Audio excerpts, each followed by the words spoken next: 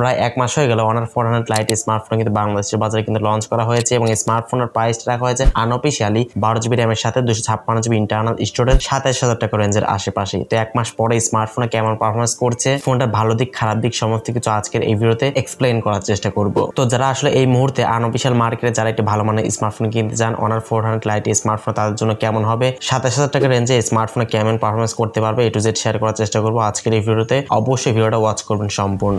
যারা এখনো পর্যন্ত আমাদের চ্যানেলকে সাবস্ক্রাইব করেননি অবশ্যই সাবস্ক্রাইব করে বেল আইকনটিকে অল সেট করবেন পরবর্তী প্রত্যেকটা ভিডিওর আপডেট সবার আগে পাওয়ার জন্য। চলুন শুরু করি আজকের ভিডিও। ফোনটার ডিজাইন এবং লুকসের কথা বলতে গেলে স্মার্টফোনের ব্যাক সাইড ডিজাইনটিতে পার্সোনালি আমার নজর কেড়েছে। ফ্রন্টে কিন্তু ডাইনামিক আইলাইন থাকছে একদম আইফোনের মতো। ডিসপ্লে চিন এবং বেজেল এরিয়া খুবই ন্যারো রাখার চেষ্টা করেছে, পার্সোনালি দেখতে খুবই সুন্দর লাগছিল। ফোনটা ওয়েট রাখা হয়েছে মাত্র 171 গ্রাম, 7.3 মিলিমিটার এর থিকনেস রাখা হয়েছে। সেই সঙ্গে স্মার্টফোনেতে IP65 এর রেটিং থাকছে, মানে টুকটাক বৃষ্টির ছিটে ফোটাকে খুব ভালো মতো কিন্তু প্রোটেক্ট করতে পারবে। তবে গভীর পানিতে নিয়ে যাওয়া বা পুকুরে চুবিয়ে ভিডিও রেকর্ডিং করা এই ধরনের কোনো সুযোগ কিন্তু এখানে থাকছে না। ডিসপ্লেতে ইউজ করা হয়েছে 6.7 ইঞ্চি সাইজের এটি ফুল এইচডি প্লাস রেজোলিউশন এটি AMOLED ডিসপ্লে ইউজ করা হয়েছে। সঙ্গে থাকছে 120 হার্টজ এটি রিফ্রেশের সুবিধা, 3500 নিটস পিক ব্রাইটনেস সুবিধা পাচ্ছেন স্মার্টফোনটাতে। তো যেহেতু এখানে ফুল এইচডি প্লাস থাকছে এবং AMOLED থাকছে, তো সেক্ষেত্রে কিন্তু আউটডোর ডেস্ক সানলাইটে ফোনটিকে ইউজ করার সময় কোনো প্রকার শার্পনেস বা ব্রাইটনেস জন্য কোনো সমস্যা আপনি ফেস করবেন না, যেহেতু 3500 নিটস পিক ব্রাইটনেস সুবিধা পাচ্ছেন স্মার্টফোনটাতে। ব্রাইটনেস কিন্তু যথেষ্ট পাবেন স্মার্টফোনে ব্যবহারের সময়। 120 হার্টজ রিফ্রেশে দেওয়াতে অবশ্যই স্মুথলি ফোনটিকে আপনারা রান করতে পারবেন। ডিসপ্লে কোয়ালিটি একদম যথেষ্ট ভালো ছিল। এই প্রাইস পয়েন্টে ডেফিনেটলি বলতেই হচ্ছে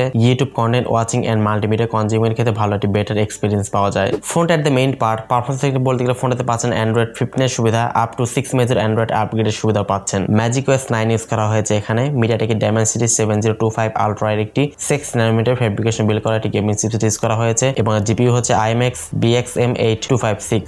মিডিয়াটেকের ডায়মেনসিটি 7025 আলট্রা এর মোটামুটি ব্যালেন্সড এর চিপসেট বলতে পারেন। যারা আসলে টুকটাক পাবজি এবং ফ্রি ফায়ার মতো গেমস গুলো খুব ভালো মতো স্মুথলি রান করতে চান লো গ্রাফিক্সে, তারা কিন্তু স্মার্টফোনে দেখতে পারেন। পাবজি ফ্রি ফায়ার কিন্তু লো গ্রাফিক্সে খুব ভালো মতো কিন্তু রান করা যায়, কোনো সমস্যা হবে না। যেহেতু অ্যান্ড্রয়েড 15 থাকছে সাথে 6 মেজর অ্যান্ড্রয়েড আপগ্রেড সুবিধা পাচ্ছেন, তো অবশ্যই ইউআই জন্য কোনো প্রকার প্রবলেম কিন্তু আপনাকে ফেস করতে হচ্ছে না। ইউআইটা যথেষ্ট ভালো পাবেন স্মার্টফোনটাতে। দুইটা র্যাম ভেরিয়েন্টে স্মার্টফোনটা আপনারা অ্যাভেলেবেল পাবেন, সেটা হচ্ছে 8GB র্যামের সাথে 256GB ইন্টারনাল স্টোরেজ এবং আরেকটি ভেরিয়েন্ট হচ্ছে 12GB র্যামের সাথে 256GB ইন্টারনাল স্টোরেজ, যেটার বর্তমান প্রাইস রাখা হয়েছে 27000 টাকা আনঅফিশিয়ালি। অবশ্যই ক্যামেরা নিয়ে বলতে গেলে স্মার্টফোনের ব্যাক সাইডে দুইটা ক্যামেরা থাকছে। মেইন ক্যামেরা হচ্ছে 108 মেগাপিক্সেল, সেকেন্ড ক্যামেরাটি হচ্ছে 5 মেগাপিক্সেল, এটা আলট্রা শুটার ইউজ করা হয়েছে। ফ্রন্টে থাকছে 16 মেগাপিক্সেল একটি ক্যামেরা। ফোনের সামনে পেছনে বোথ সাইডে কিন্তু 1080 পিক্সেলে 30 fps ভিডিও রেকর্ডিং করতে পারবেন। কোনো প্রকার 4K সুবিধা এখানে থাকছে না। এছাড়া ফোনে থাকছে লাউড স্পিকার, কোনো প্রকার 3.5 মিলিমিটার হেডফোন জ্যাকের সুবিধা থাকছে না। USB টাইপ সি পোর্টের সুবিধা পাচ্ছেন এবং under display optical fingerprint scanner সুবিধাও পেয়ে যাচ্ছেন।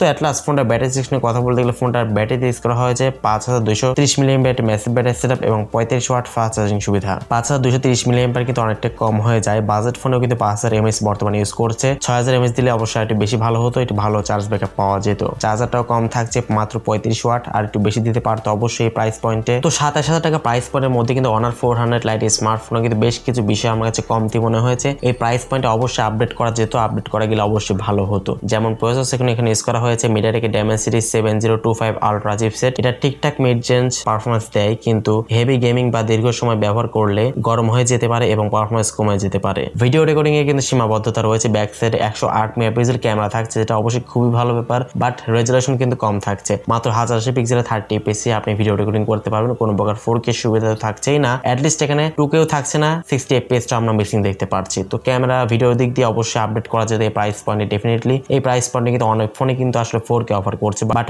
অনার কিন্তু ইচ্ছা করলে এখানে 4K দিতে পারতো। যারা ভিডিওগ্রাফি করতে চাচ্ছেন, প্রচুর পরিমাণে ভিডিও করতে পছন্দ করেন বা ভ্লগিং করতে পছন্দ করেন, ইউটিউবিং করতে চাচ্ছেন, তারা কিন্তু এই স্মার্টফোনটা আসলে অতটা ভালো হবে না। ভিডিও কোয়ালিটি কিন্তু খুব একটা বেশি আসলে ভালো দেয় না। এবং সেকেন্ড ক্যামেরাটি 5 মেগাপিক্সেল ক্যামেরা ইউজ করা হয়েছে আলট্রা সেন্সর, এটাও কিন্তু খুব একটা বেশি আসলে ভালো রেজাল্ট দিতে পারে না। অ্যাটলিস্ট এখানে 8 মেগাপিক্সেল কিন্তু দিতে পারতো, 8 মেগাপিক্সেল থাকছে না, 5 মেগাপিক্সেল থাকছে এখানে ultra sensor. USB type C version থাকছে 2.0, ডাটা ট্রান্সফার কিন্তু অনেকটা স্লো হবে, স্লো ভাবে কিন্তু ফাইল ট্রান্সফার হবে। তো সেক্ষেত্রে অবশ্যই অনেকটা ভোগান্তি হতে পারে আপনাদের। 3.1 দিলে অবশ্যই আরো ভালো হতো, একটু ফাস্টলি কিন্তু ডাটা ট্রান্সফার বা যে কোনো কাজ কিন্তু করা যেত, বাট এখানে কিন্তু 2.0 কিন্তু ইউজ করা হয়েছে। কোনো প্রকার 3.5 মিলিমিটার হেডফোন জ্যাকের সুবিধা কিন্তু এখানে থাকছে না। ফোনটা যদি ফুললি ওয়াটারপ্রুফ হতো তাহলে আমি এখানে কোনো প্রকার কমপ্লেইন করতাম না, যেহেতু IP65 এর রেটিং থাকছে। এখানে কিন্তু ইচ্ছা করলে কিন্তু 3.5 মিলিমিটার হেডফোন জ্যাকটা কিন্তু দেওয়া যেত, কারণ এখানে কিন্তু IP69 নেই। IP69 থাকলে সেক্ষেত্রে আমি মানতাম যে আসলে ফুললি ওয়াটারপ্রুফ হেডফোন জ্যাক দিলে সমস্যা। তো সেক্ষেত্রে অবশ্যই এটা কিন্তু আমার কাছে পার্সোনালি অনেকটা হতাশ করেছে। আর ডিসপ্লে প্রোটেকশনটা আসলে খুব একটা বেশি হার্ড এমনটা মোটেই না।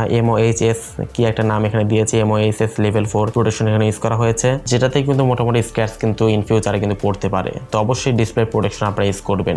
বাংলাদেশে শুধুমাত্র আনঅফিশিয়াল মার্কেটে স্মার্টফোনে পাওয়া যাচ্ছে, তাই ওয়ারেন্টি, সার্ভিস আর সফটওয়্যার আপডেটের কোনো নিশ্চয়তা নেই। এই সমস্ত বিষয়গুলো জেনে শুনে তারপরে আপনারা Honor 400 Lite স্মার্টফোনে পারচেস করবেন। তো 27,000 টাকা প্রাইস রেঞ্জের মধ্যে স্মার্টফোনে কিন্তু অনেক কিছু আসলে কমতির দিকে আমার কাছে মনে হয়েছে। আপনার কাছে কেমন লাগলো অবশ্যই আপনার মতামতটা কমেন্ট সেকশনে জানাবেন। আজকের মতো এই পর্যন্তই। আল্লাহ হাফিজ। আসসালামু আলাইকুম ওয়া রাহমাতুল্লাহ।